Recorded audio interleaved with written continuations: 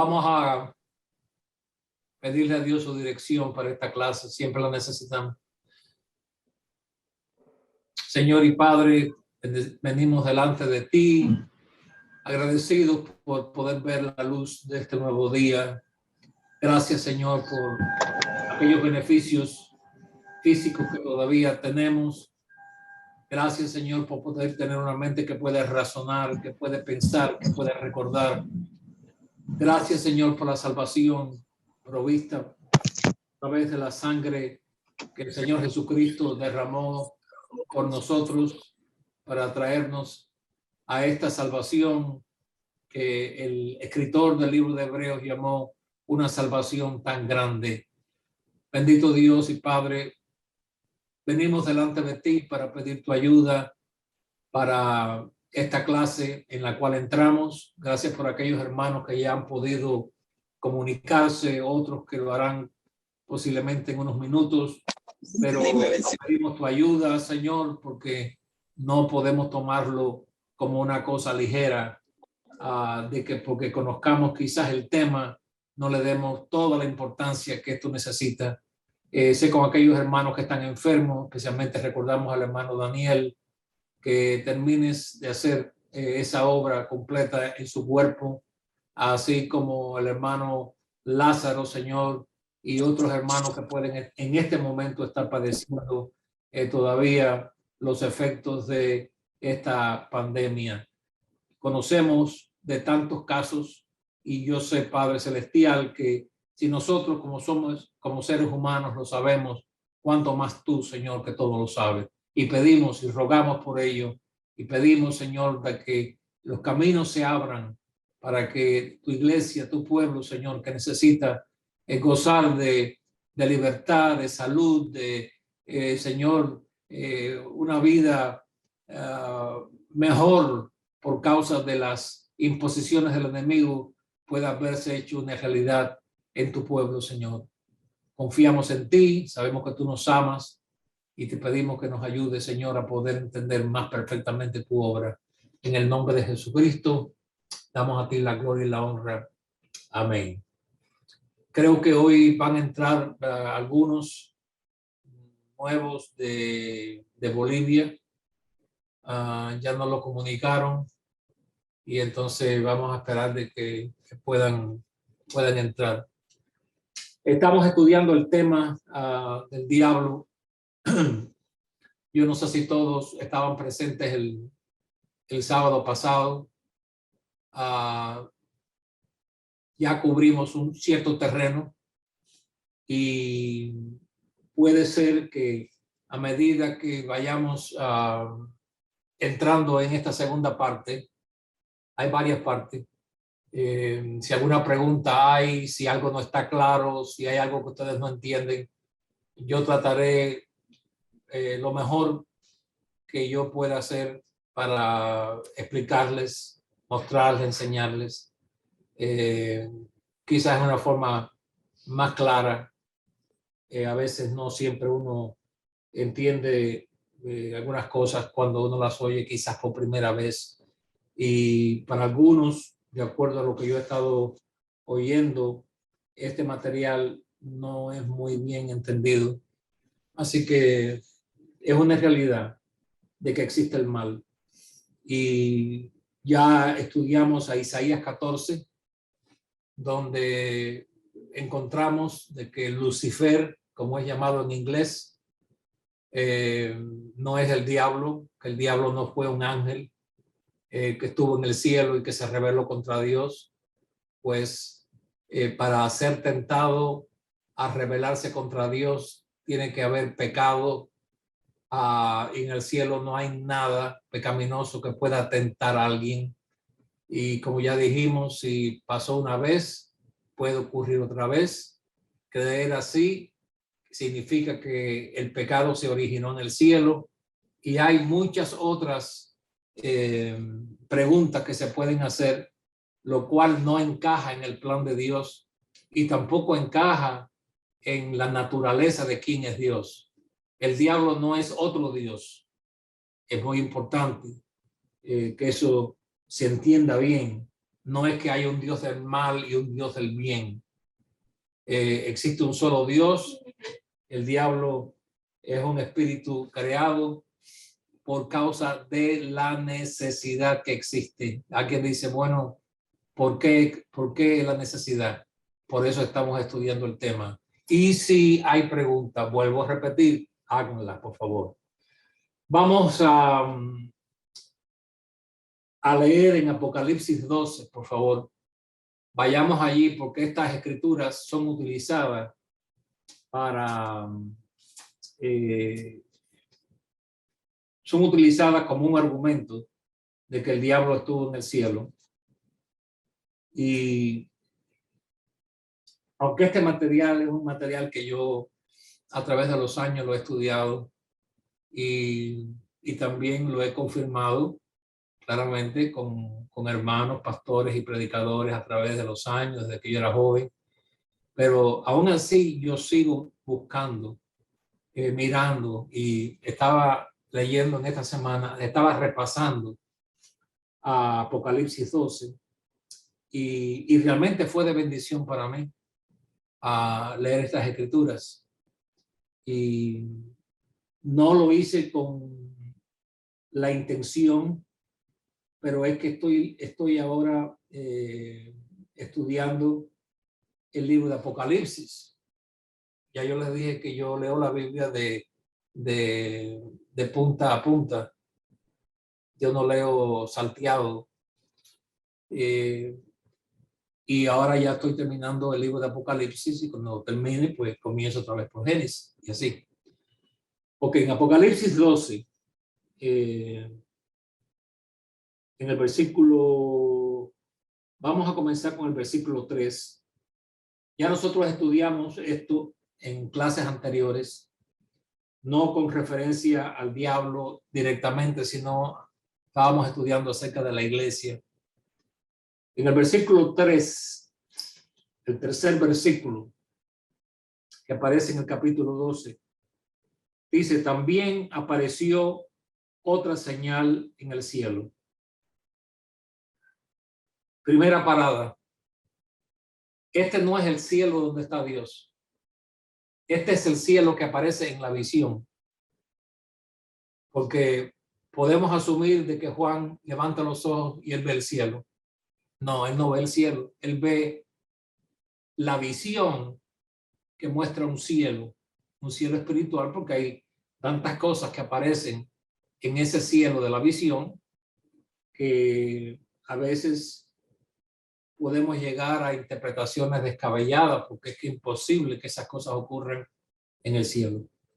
Pero él dice que apareció otra señal, un gran dragón escarlata.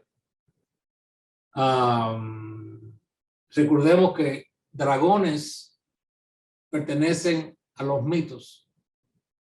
El único dragón conocido en la historia hoy es un tipo de lagarto que le llaman monitor, que existe por áreas como por las Filipinas y parece como si fuera un cocodrilo, pero no es un cocodrilo, está en la tierra y tiene una mordida venenosa.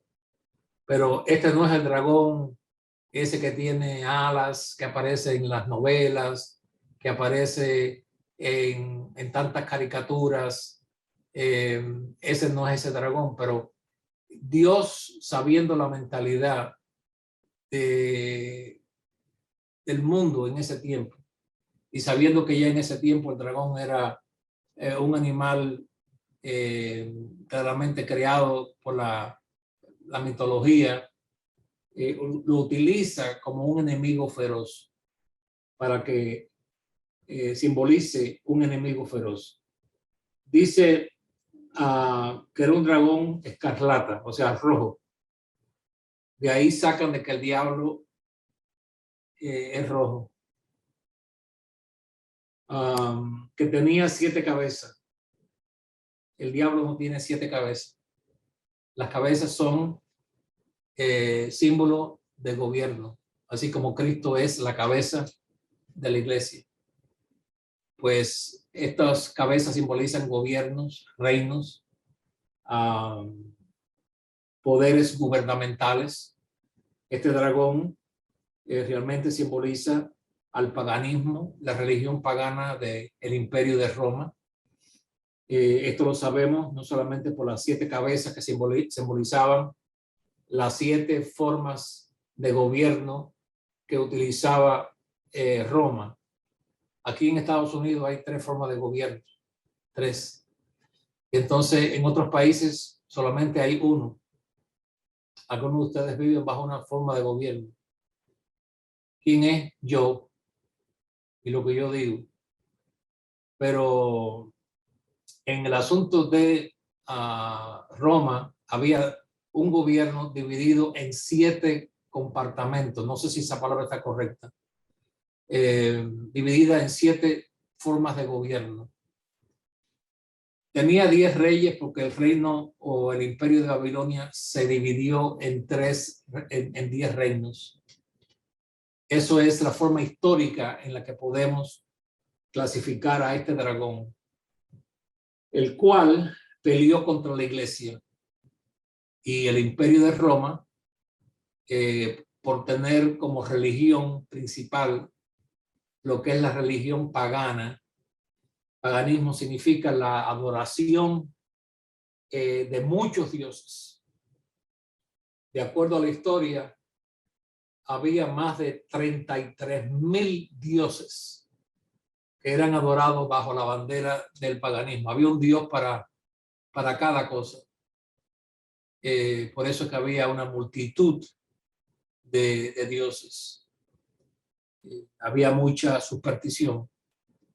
Y esa es la religión que Roma practicó, y así Grecia, de donde Roma saca su cultura. Nos dice que su cola arrastraba la tercera parte de las estrellas del cielo. Tenemos que entender que las estrellas son soles. La única estrella que nosotros conocemos, que es la que nos da la luz a nosotros durante el día, es el sol.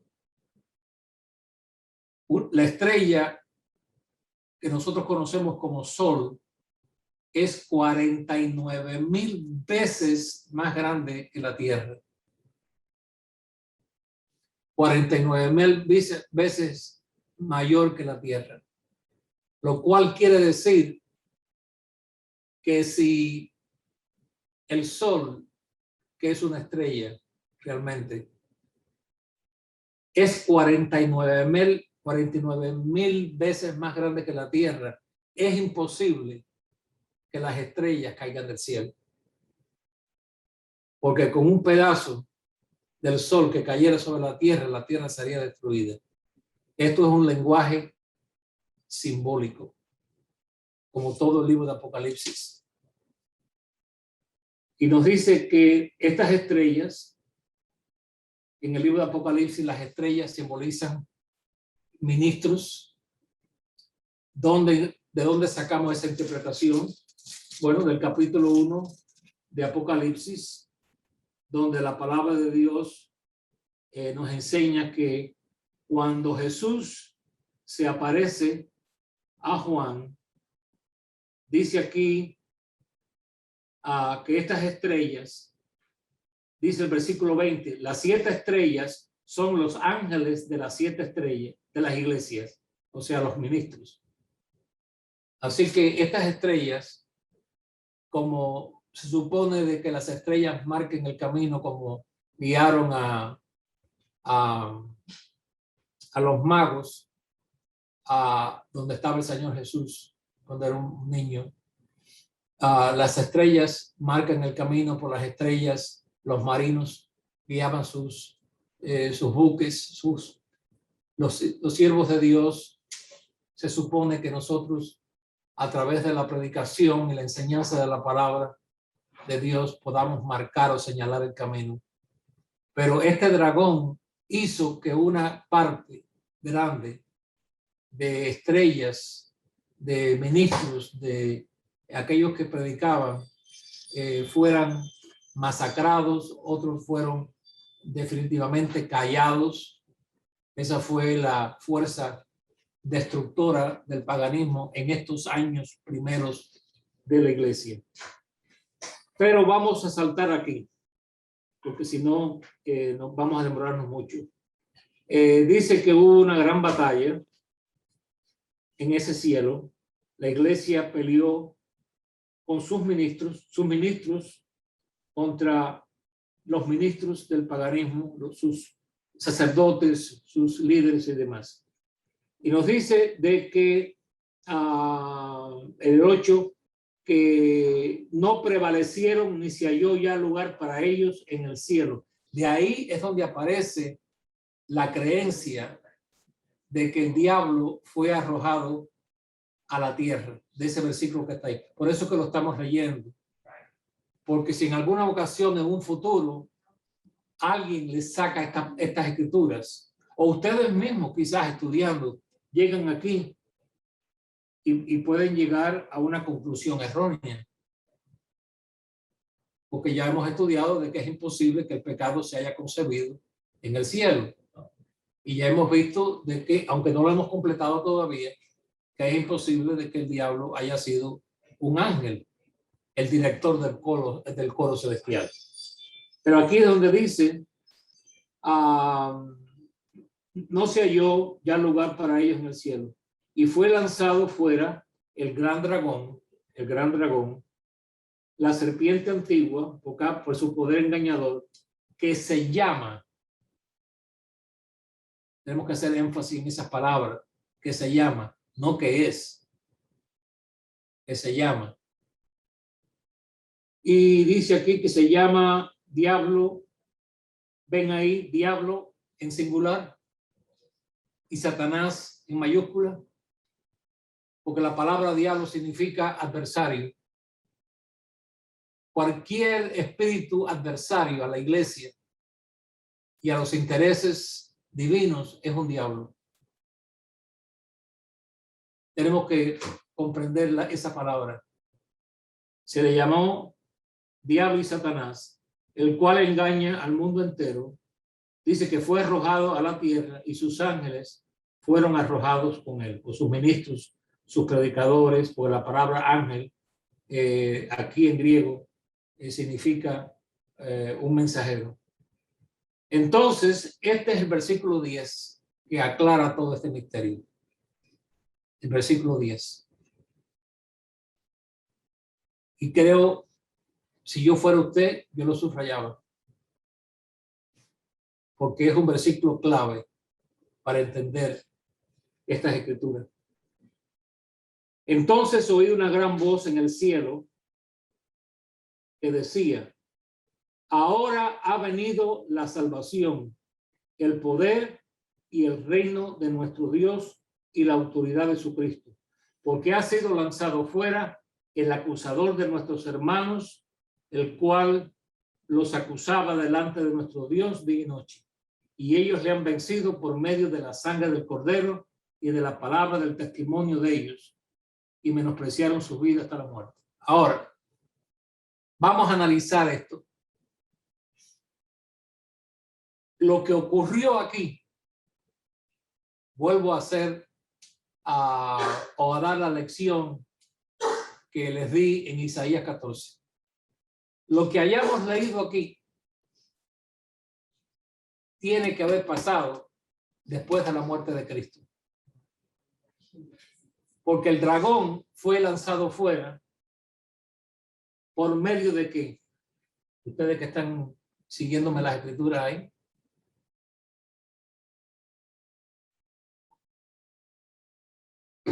¿Nadie? Por medio de la sangre del Cordero. Por medio de la sangre del Cordero.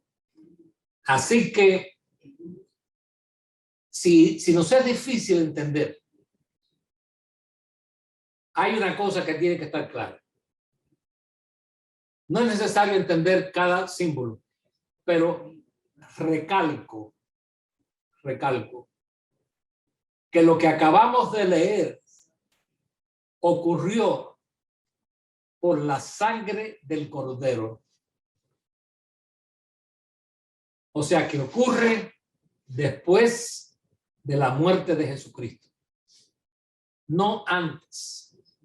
Así que no puede ser que el diablo cae del cielo en estas escrituras que estamos leyendo, porque ya el diablo aparece en el tiempo de el huerto del Edén, aparece en el libro de Job, aparece en tantas y tantas escrituras en el Antiguo Testamento.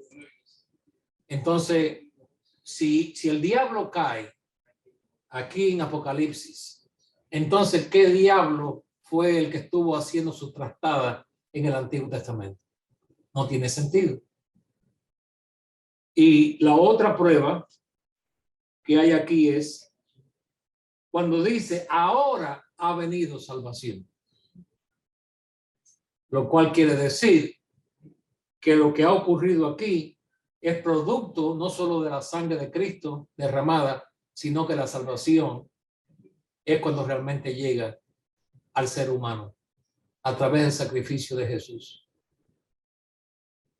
Lo cual quiere decir también de que entonces para el Antiguo Testamento no hubo salvación. Ahora yo hago preguntas a ustedes. ¿Qué piensan ustedes? ¿Cuáles son sus preguntas con respecto a esto? ¿Lo entienden? ¿Necesitan aclaración? ¿Quieren comentar al respecto? Sí, yo quisiera que me expliques otra vez esta parte donde dice que se le da nombre, que se llama serpiente antigua, que se llama diablo y Satanás. Sí. Que usted explicó ahí por qué ahí se le dice Satanás, el diablo y Satanás. Bueno, porque Satanás usa al diablo o a los diablos. Él es el origen del mal. Y tenemos que también entender de que muchas veces en las escrituras se utiliza la palabra diablo como el principal adversario de Dios. Pero hay una diferencia. Hay una diferencia entre diablo, en la palabra diablo, y Satanás. Satanás es un nombre propio. Diablo no. Diablo es la descripción. Es un adjetivo. ¿No entiendes esa parte ahí? No, ¿No le entiendes? Bueno, vamos a seguir hasta que le entiendas, hermano. Ok. Hermano Alex, Sí. cuando el Señor se refiere, cuando los discípulos regresan y el Señor, Ahí vamos a ir. Listo, gracias. Sí, ahí vamos. No veo bien la diferencia esa entre diablo y Satanás. En la práctica no la veo bien. No la ves igual. ¿Tú No, crees no es que no me la puedo, no la razono en mi mente. Okay. No la, si se me pusieran los dos adelante, no sé cuál es uno y cuál es otro. Güey. Okay. Esa es la idea. Okay. Mira, te voy a poner un ejemplo. José y el pastor de Andabo. Ajá. ¿Sabes la diferencia? No. La No responsabilidad. La responsabilidad. Explícame eso, explícame eso. ¿Tú no entiendes la diferencia entre José, el hermano José y el pastor de Andabo? Bueno, José y el pastor, no es fácil, no lo entiendo. Pero si tú eres el mismo. Exacto, el mismo, pero sí, eso es el mismo. Uno está describiendo tu parte humana como persona. El pastor, tu posición. O sea que es una descripción que Satanás es el verdadero nombre, aunque a veces se utiliza en la Biblia para describir, es como el infierno y el lago de fuego. Y yo no quiero confundirlos a ustedes tampoco, porque a veces para utilizar algo tengo que utilizar otro y entonces se forma una confusión. Aquellos que hemos leído la Biblia y que la hemos estudiado sabemos que una cosa es el infierno y otra cosa es el lago de fuego. No es lo mismo. Hermano, Ahora sí me la ha puesto difícil. Hermano, es que la Biblia lo dice claramente. En el día final, el infierno será echado en el lago de fuego. Entonces no puede ser lo mismo. Es como el paraíso y el cielo donde está el Padre. Jesús va al paraíso. Hoy estarás conmigo en el paraíso, le dice al ladrón. Cuando resucita, María lo trata de abrazar, le dice no, porque todavía no he subido al Padre.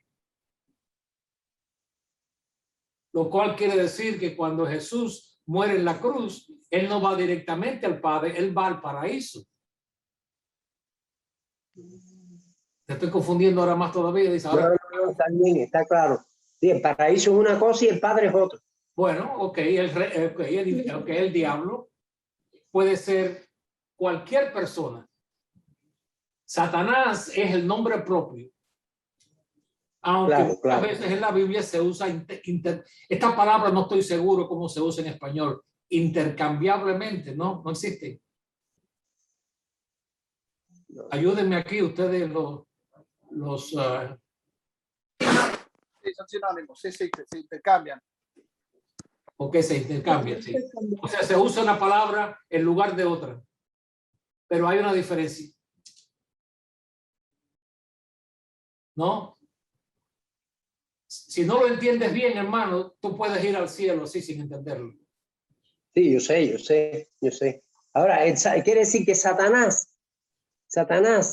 viene abarcando al diablo. No es que lo viene abarcando, es que Satanás, deja ver si puedo. El diablo es Satanás, ¿cómo yo podía utilizar? Incorporado, ¿no? Hermano Alex. Personificado. Okay. Y pueden haber muchos, como él dice, cuando él dice, yo no os escogí a vosotros y uno de vosotros es el diablo, refiriéndose a Judas. Y sabemos que Judas era como un diablo para Jesús, pero él no era Satanás. Su comportamiento era el de alguien que se opone. De alguien que se opone. Y aunque no podamos quizás entenderlo, ¿no? A veces estos temas hay que masticarlos poco a poco. Pero la lección que queremos sacar de esto es, si lo entendemos o no lo entendemos, como el hermano José, tenemos que llegar al punto que es la razón por la cual estamos estudiando esto. Lo que ocurre aquí ocurre después de la muerte de Jesús. La hermana Raquel quiere hacer una pregunta. Sí. No se ve. Oh, se fue. Okay. Sí. Hermano, o sea que Satanás es la esencia. Si quieres llamarle así, hermano, no hay problema con las palabras para la descripción. Simplemente quiero hacer énfasis en que Satanás es la personificación completa de un ser, El diablo es un ser. Mientras que el diablo es una persona o un sistema que se opone a Dios, un adversario.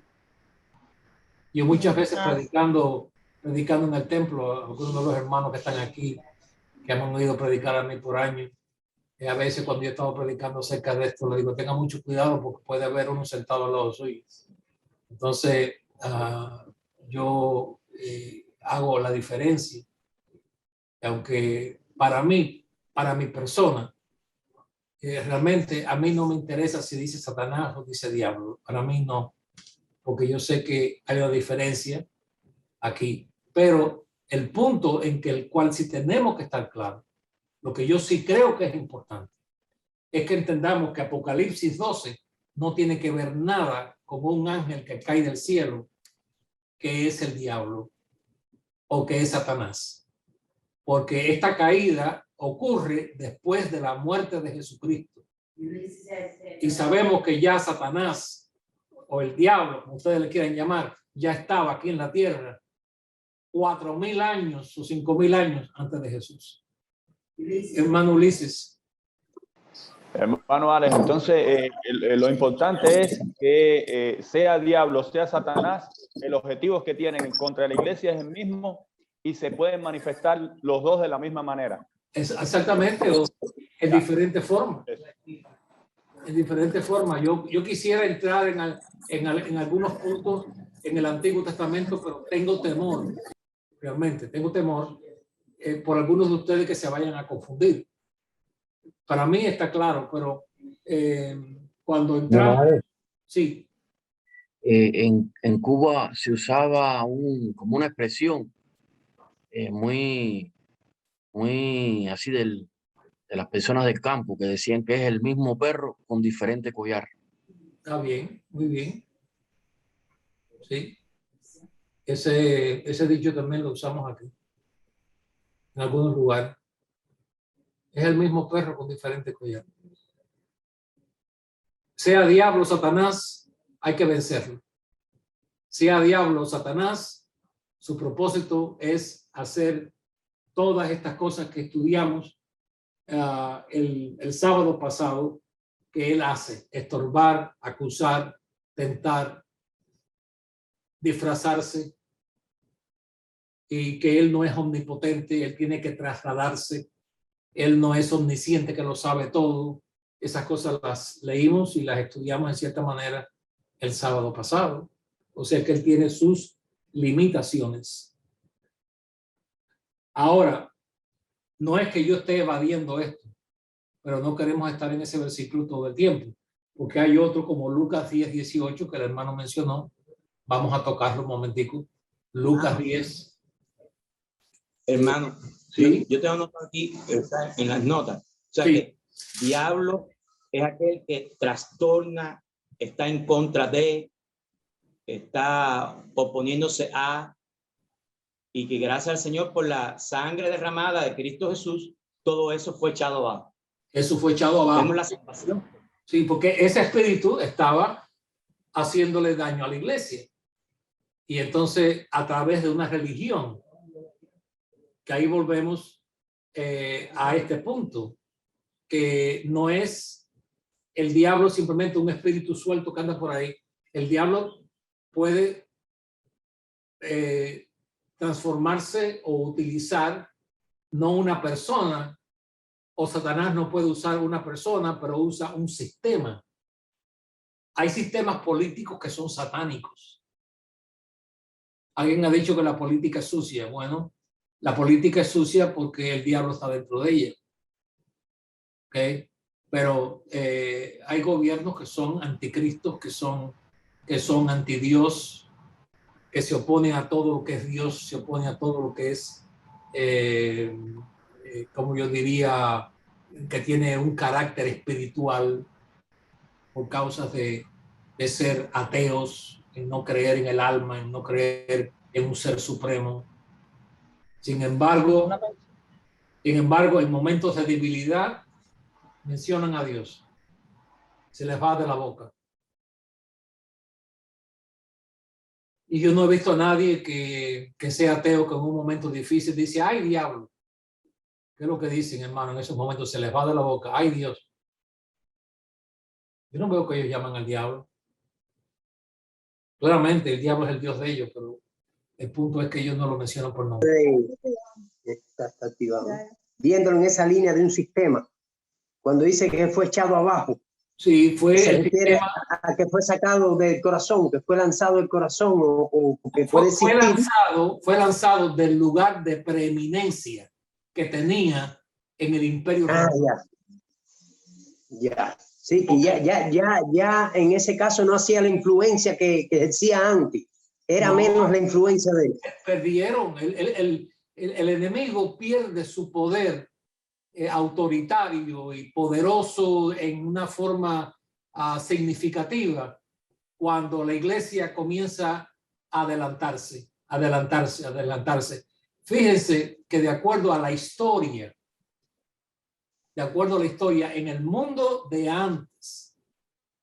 O sea que no podemos calcular los números por hoy, pero en el mundo de esos tiempos habían más de 40 millones de esclavos que eran cristianos. Que por eso encontramos en las cartas del apóstol Pablo, en Timoteo, en las dos, lo encontramos en Tito, lo encontramos en otra, donde hay un mensaje a los esclavos. ¿Por qué tanto mención de esclavos?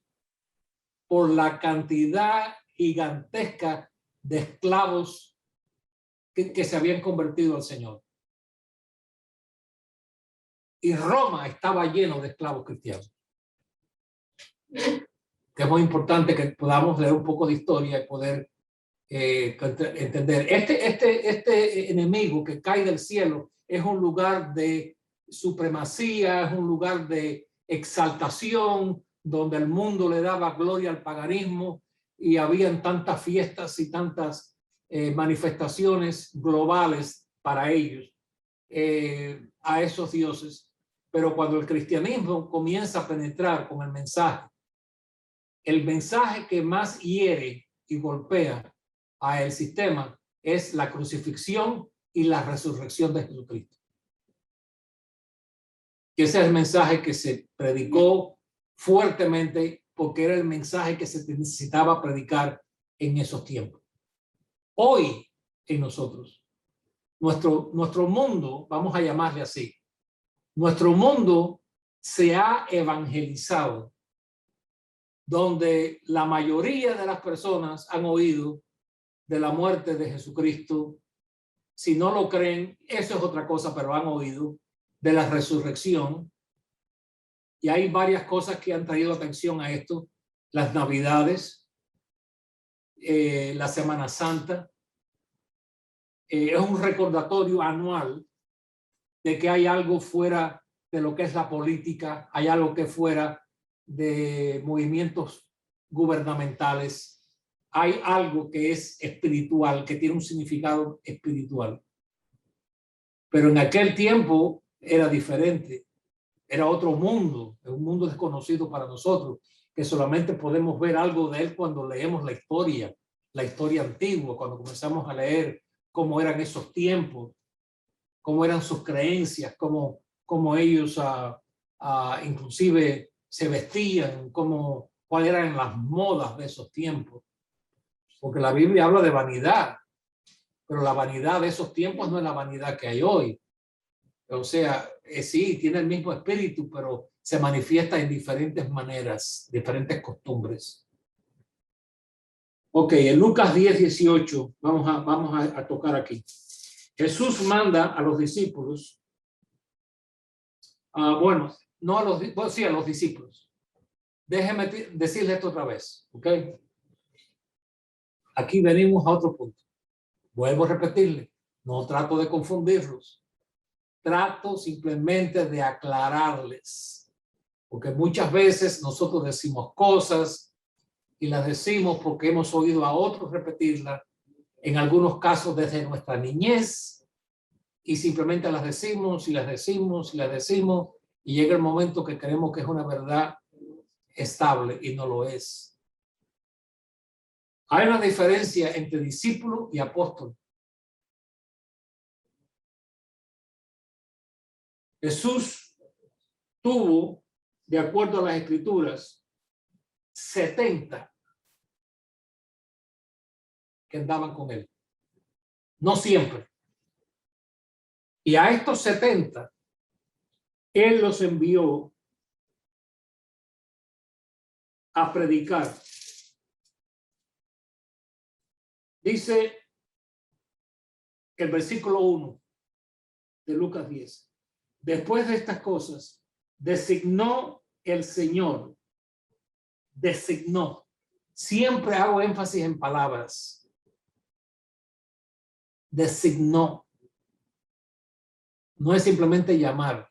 Aquí designó, designar significa señalar. Señalar a alguien para un trabajo, una función, lleva algo de meditación, con la excepción de Jesucristo, que todo lo sabe. Él designa a otros 70.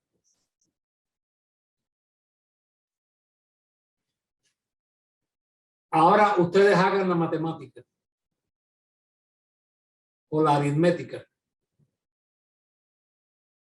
12 apóstoles más otros 70. ¿Cuántos son?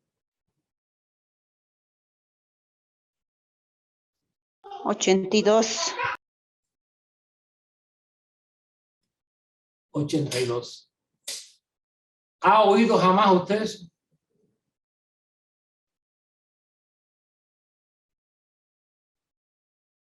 Estoy esperando una respuesta. No. Hermano, repite ahí que no entendí nada.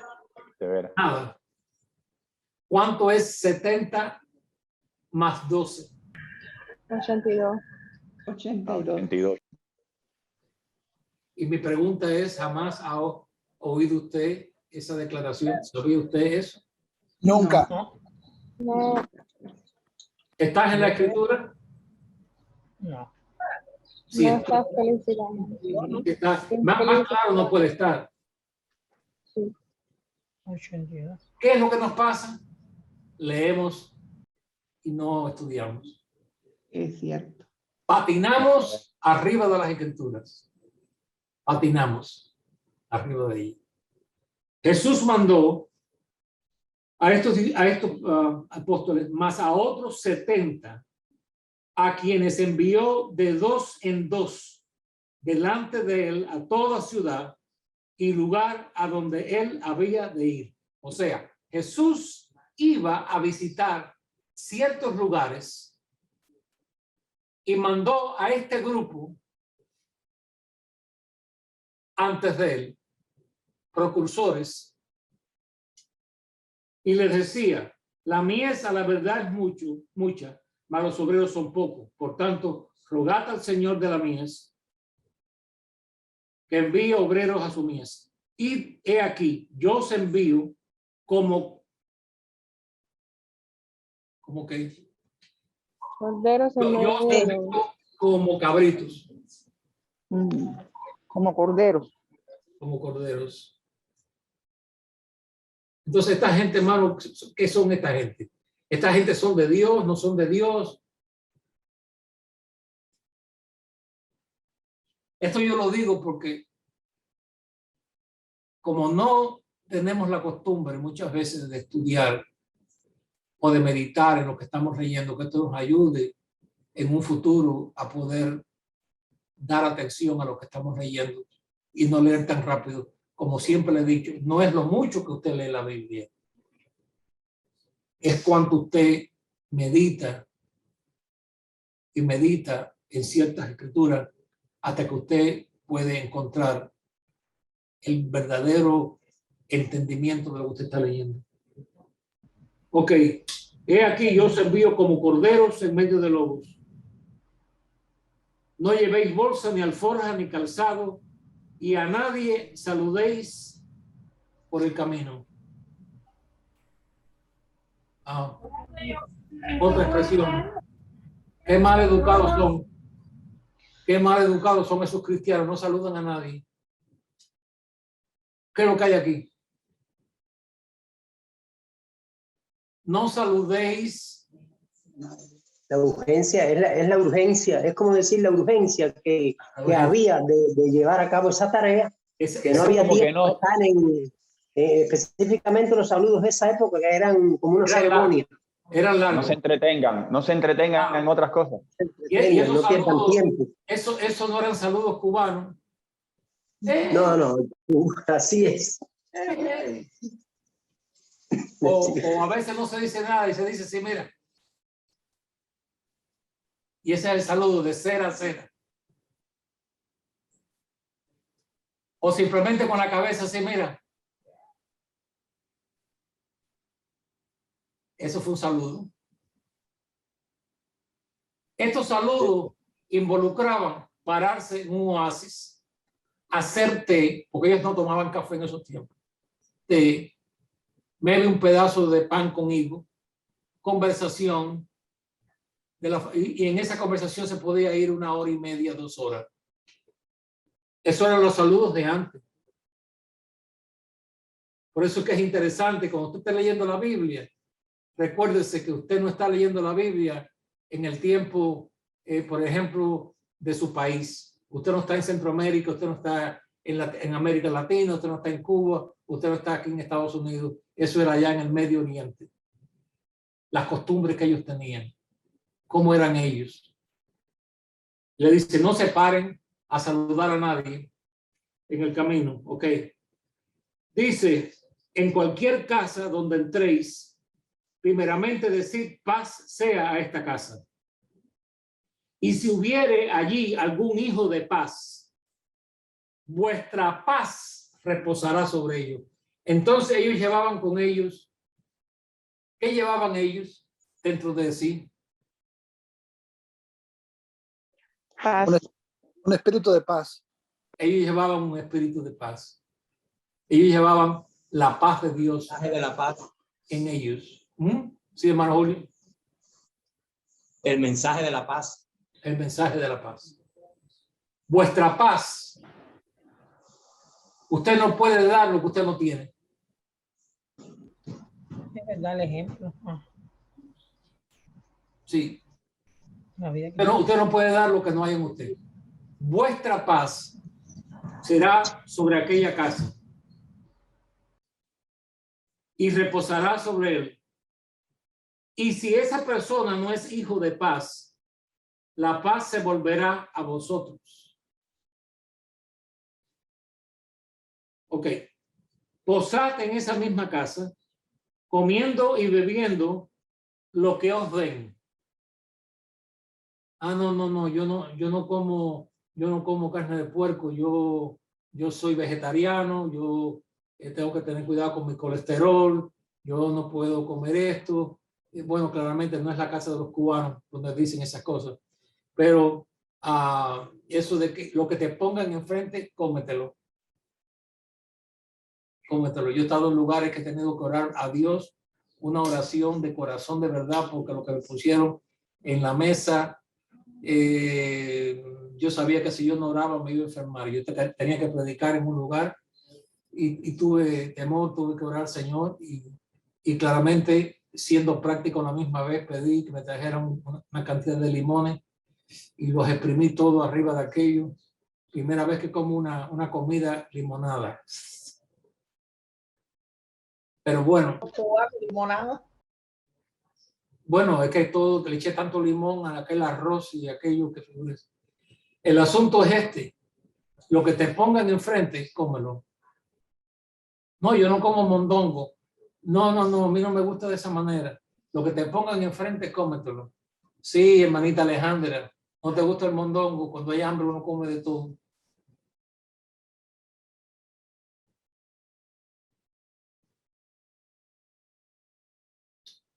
Ok. Dice aquí, comiendo y bebiendo lo que os den, porque el obrero es digno de su salario, no os paséis de casa en casa. Y cualquier ciudad donde entréis y os reciban, comed lo que os pongan delante otra vez.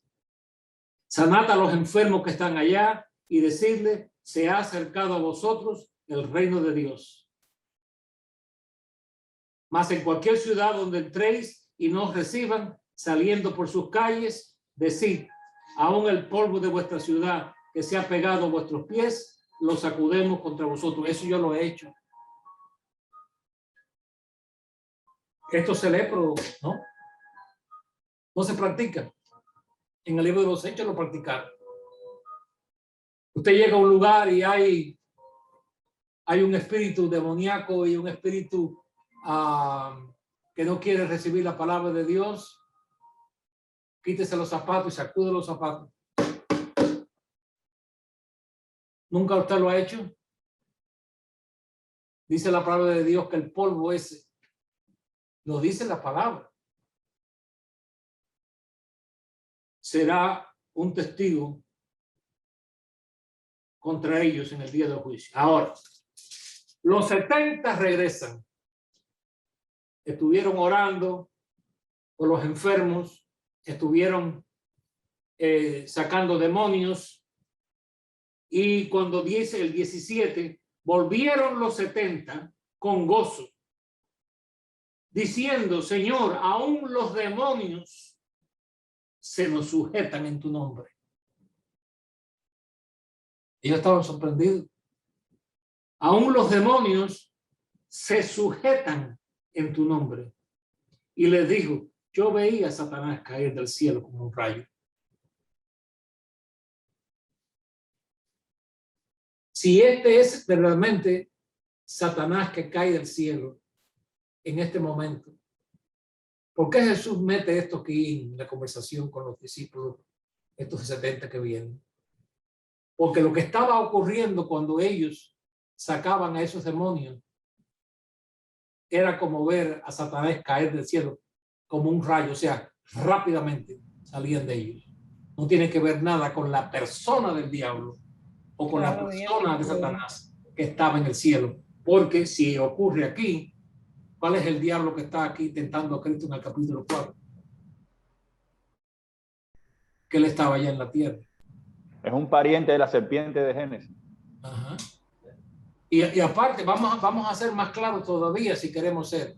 El primer encuentro que tiene Jesús frente a frente con el diablo es cuando él está ayunando aquellos 40 días. Ya el diablo estaba aquí ya. Así que no puede, después de 1 año y medio, caer del cielo. Esa escritura tiene que ver con lo que le había ocurrido a los 70 y no tiene que ver con la caída de un ángel del cielo. ¿Estamos claros en eso? ¿Lo entendemos, hermano? ¿No lo entendemos? Sí, hermano, sí lo entendemos. Gracias. Ok. Gracias. Ahora, vamos. Vamos a la semilla del coco. ¿Cuál es la semilla del coco?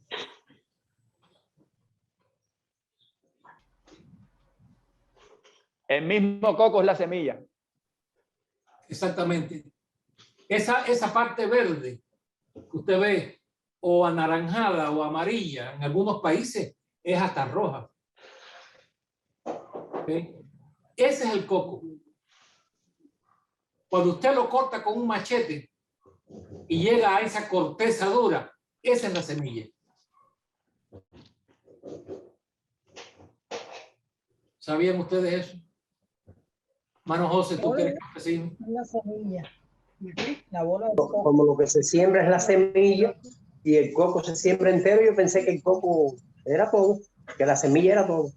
No. Pero no tiene sentido que la semilla sea lo que está dentro. Bueno, claro. La cáscara de la de afuera. Sí. Claro. El coco es lo de afuera. La semilla del coco es a lo que nosotros le llamamos coco que tiene el agua. Y con el tiempo que va pasando, esa agua se va consolidando y se va volviendo masa, ¿verdad?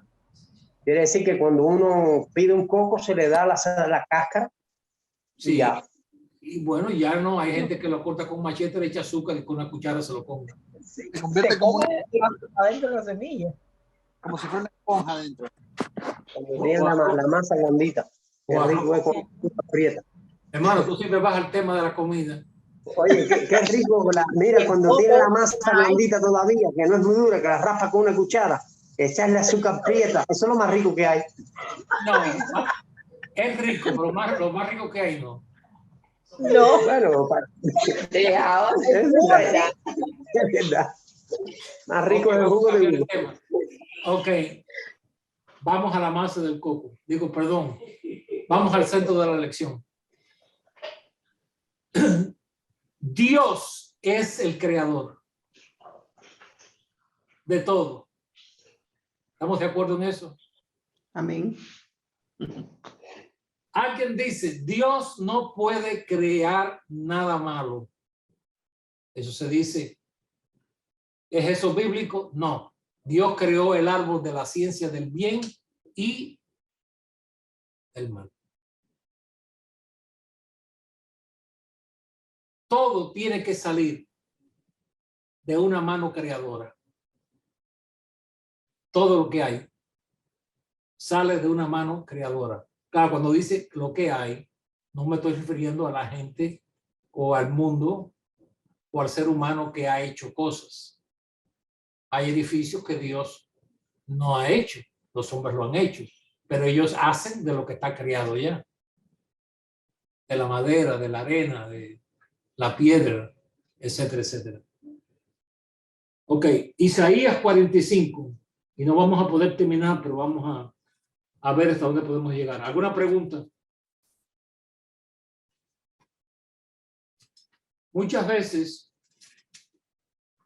tratando este tema, yo le digo a las personas, si usted quiere conocer realmente la realidad del diablo, entienda bien la naturaleza de Dios. Porque solo así podemos llegar a la realidad.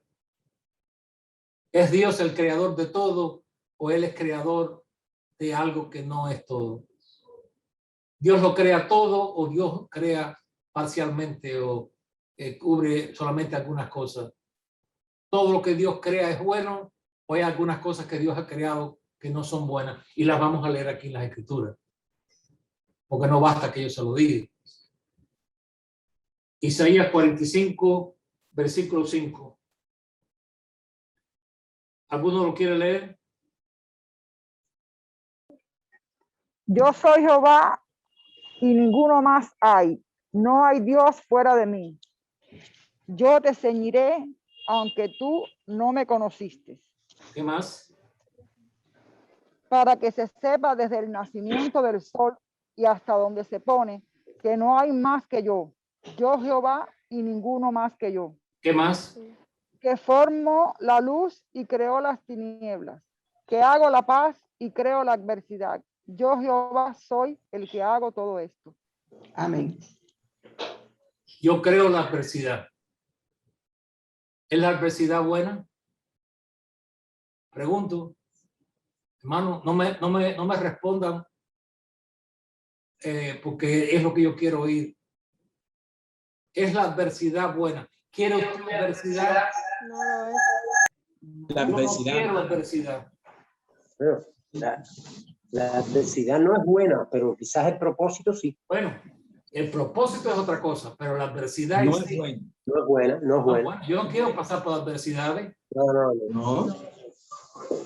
Ok, pero si hay un propósito de parte de Dios en la adversidad, entonces la adversidad tiene un propósito. Hay un propósito que es bueno. Déjeme darle este ejemplo. Vamos a seguir un poquito aquí. Vamos a pasar la página al 46. Isaías 46.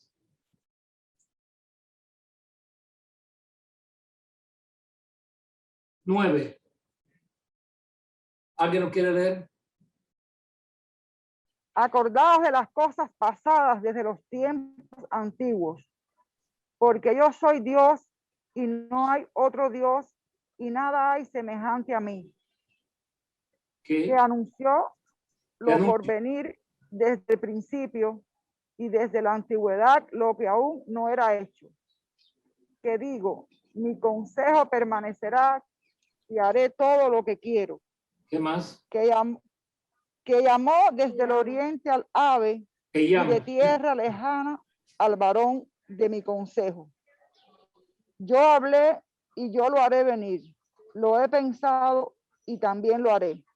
Ok. Ahora, no, está ahí, es suficiente. Esto nos enseña la soberanía de Dios. Dios es soberano. ¿Qué significa la soberanía? Que Dios no tiene que preguntarle a nadie. No tenemos que aconsejar a Dios. Dios no tiene que consultar con nosotros. Tiene que pedir permiso. Nosotros creemos. Él no tiene que pedir permiso. Él no fue elegido en una elección. Él no fue a elecciones y él salió elegido. Él es Dios y todos los que estamos aquí. El día que abrimos nuestros ojos, los abrimos en un mundo que no sabíamos que existía.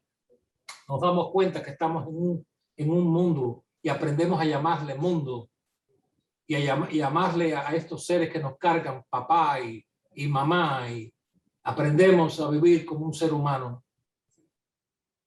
Porque Él es Dios desde la antigüedad. Quiere decir que desde que hay principio en el mundo, Él es Dios. Y no hay otro.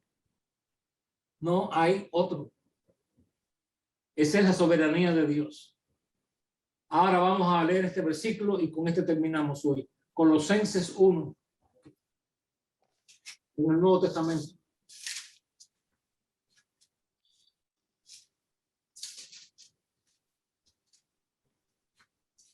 Si podemos establecer la soberanía de Dios y su exclusividad, que no hay otro, y comenzamos a entender la naturaleza divina o a poder comprenderla un poquito mejor, entonces nos damos cuenta de algo que es grandioso. Colosenses 1, versículo 16. Porque en Él fueron creadas casi todas las cosas. Todas las cosas. Todas las cosas. Las que hay en los cielos, las que hay en la tierra, visibles e invisibles, sean tronos, sean dominios, sean principados, sean potestades, todo fue creado por medio de Él y para Él. Amén. Sean tronos, sean potestades, sean visibles o sean invisibles, lo cual quiere decir que hay potestades que son invisibles. Pero si existen, todo fue creado por medio de Él y para Él. Esa es la soberanía de Dios. Ese es el Dios que usted sirve. Todo está sujeto a Él. Y cuando usted comienza a entender esto, se cumple lo que dice el apóstol Pablo en Romanos 15. La consolación de las Escrituras. Porque nos sentimos entonces seguros que lo que nos ocurre, lo entendamos o no lo entendamos, tiene un propósito en la eternidad. Porque cuando lleguemos al final, todo lo que tuvimos que pasar aquí, todo lo que tuvimos que perder aquí, todas las lágrimas que se derramaron aquí, toda la turbación, persecución que hayamos sufrido aquí, no tendrá ningún sentido y significado para nosotros. Porque la gloria que habrá de manifestarse es tan inexplicable que no tenemos que estar, si tuviéramos un reloj, media hora para poder decir, oh, en un momento, todo lo que pudiera dañar nuestro gozo, nuestra paz, todo lo que pudiera causar melancolía o pesar o depresión, sería borrada en un instante. Ahí termino en esta mañana y seguiremos, si Dios lo permite, el próximo sábado, porque hermano Alex, hay cosas que cubrir. Sí. Quiere decir que aún hasta el diablo está bajo el control de Dios. Bueno, ahí es donde queremos llegar. Amén. Pero si no establecemos estas verdades primero, la primera cosa que nos puede venir a la mente, entonces Dios es terrible. Pero yo no quiero que ustedes piensen eso. Tenemos que establecer ciertos peldaños, yo diría, para poder llegar a esa verdad. Tenemos que entender que Dios es ante todo, sobre todo, y todo lo que hay tiene un propósito eterno. Un hermano me llamó, o yo lo llamé a él en esta semana, y me dijo, pastor, hay algo que nunca se me olvida de lo que usted me dijo. Y yo le dije, ¿qué es? Dice, cuando usted me sentó en un banco y me dijo, hermano, no me recuerdo por qué era. Yo le dije, todo tiene un plan. No lo comprendes ahora, pero lo vas a comprender después. Y ahora él lo comprende. Ahora él lo entiende porque él mira hacia atrás. Entonces, cuando vemos que hay un plan y que si Dios, mire, si por alguna razón nuestro Dios no tiene control de todo, ay de nosotros. Ay de nosotros. Entonces usted dice, pero ¿por qué entonces hay tanto mal, tantas cosas malas en este mundo? Vivimos en un mundo que está maldecido. Vivimos en un mundo que está maldecido.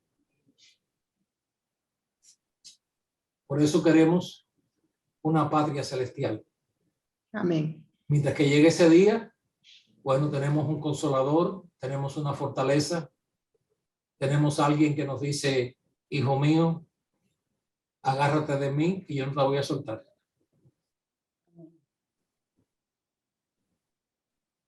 Así que si hay algo que ustedes quieren decir. Hermano Alex, se podría decir, aunque se escuche feo, que el diablo obedece a Dios. Oh, definitivamente. Ya. No, a mí eso no luce feo. Para mí eso es una cosa muy bella. El diablo tiene que obedecer, decir, sí, papá, tengo que hacer lo que no quiero, lo que tú quieres. No, es el ¿Por dicho. qué razón? Claro, Cada vez que el Señor le dijo, sale de aquí, tuvo que salir. Usted ve al diablo argumentando, los demonios argumentando contra Dios o con Jesucristo. A ver que el dijo, sale, tenía que irse. Rogándole. No hay argumentos aquí. ¿Quién más? Claro, y cuando Job, Ahí tenemos también Job no pudo ser tocado por el diablo sin el permiso de Dios. Así El mismo. diablo dijo, tú has puesto una cerca alrededor de su casa, yo no puedo entrar. Por favor, dame permiso para entrar. Y Dios le dice, bueno, entra, pero no toque su cuerpo. Y ahí tenemos la hermana Celine. Te veo nada más. No. Ok. Nada más que te veo el cerquillo de la cabeza. No, nada más era para decir que los demonios le rogaban al Señor Jesús. Sí. Está sujeto. Gracias a Dios. Amén. Todos debían decir gloria a Dios. Hermano Alex, soy yo el hermano David Sánchez. Sí, mi hermano. Sí, entonces podríamos decir que por necesidad y por el buen propósito, Dios creó el adversario, o sea, el diablo, con el fin de que, o sea, se cumpla un plan de Dios, como decir, ¿no? Exactamente. Me estoy adelantando aquí, pero Dios es tan poderoso que él mismo se creó un adversario.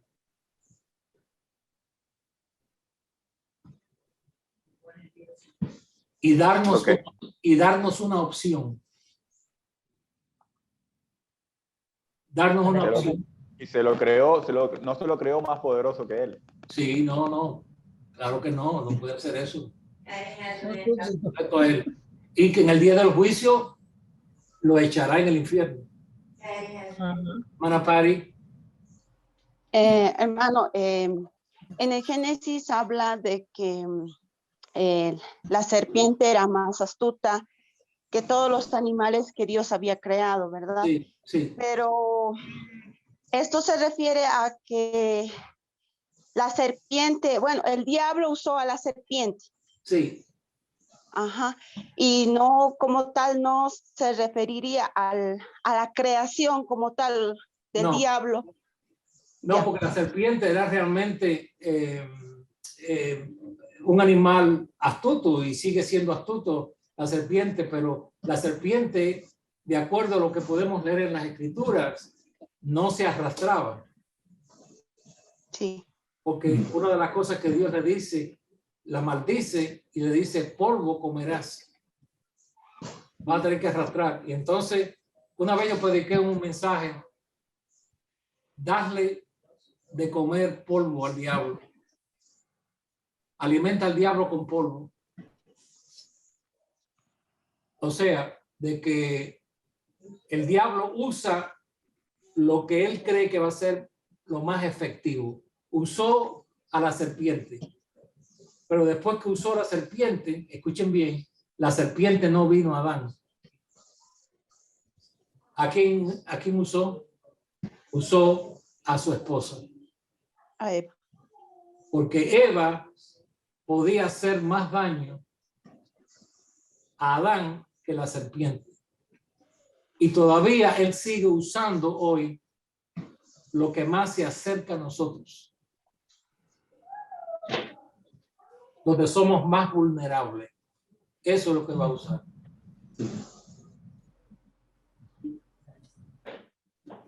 Ya, hermano, entonces este versículo de Génesis no lo podríamos usar como para mostrar a otros, digamos, la creación del diablo, porque realmente ahí no muestra que fue creado el diablo, sino que el diablo usó a la serpiente.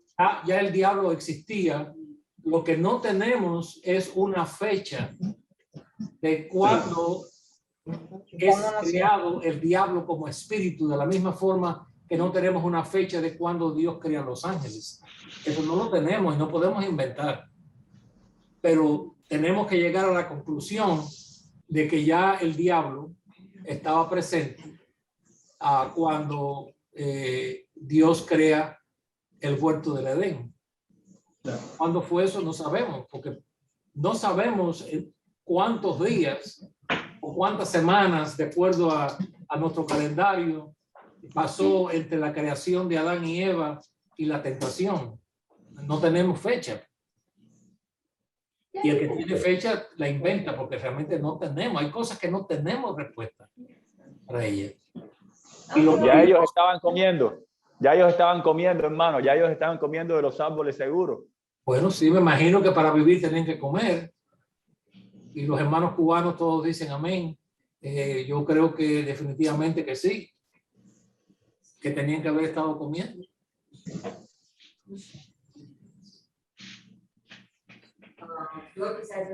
Hermana Dorkis. No, decir que el diablo fue creado para poder probar nuestro libre albedrío. Sí. Y no como vamos a ser libres, vamos a tener libertad para escoger. El diablo, después lo vamos a estudiar a más profundamente, pero el diablo el diablo existe por un propósito de Dios, por una necesidad de darle al hombre una opción. Porque si no hay una opción, entonces el hombre sirve a Dios, porque volvemos a la historia aquella que hice de la fea y de las bonitas. Me casé con la fea porque es la única que hay, entonces en eso no hay ninguna gloria. La fea no puede estar tan contenta de que la escogieron a ella, porque mi hija, tú eres la única que existe, entonces no te gloríes mucho. Ahora, si hay una que es bonita y una que es fea y él escoge la fea por encima de la bonita, entonces la fea sí puede decir, ¡hey! Me escogió a mí. Entonces sí puede gloriarse. Pero donde no hay opción, entonces no hay, seríamos entonces como robots. Sirvo a Dios porque no me queda más remedio. Pero aquí tengo una opción.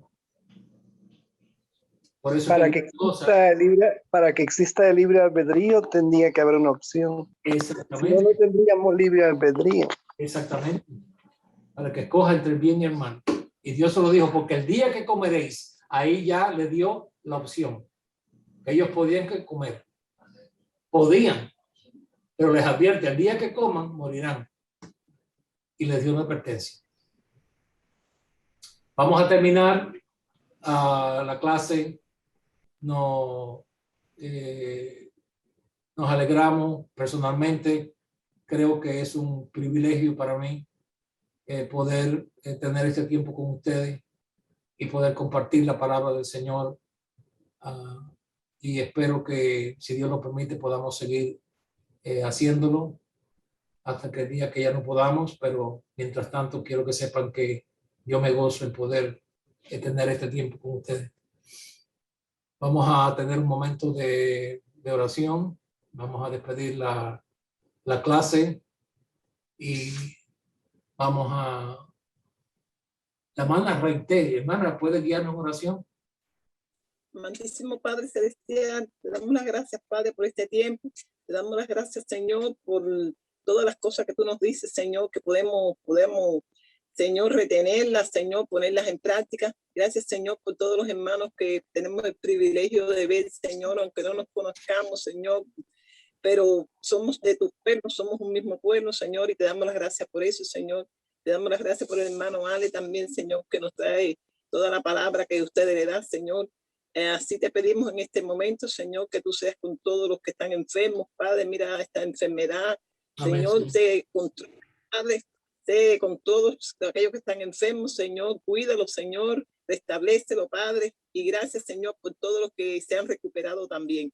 Ahora, Padre, te pedimos que sigas con nosotros toda esta semana, que tú le sigas dando conocimiento al hermano Ale, Señor, para el sábado próximo, estar de nuevo reunidos. En el nombre de tu Hijo, te damos las gracias, Padre. Amén. Amén.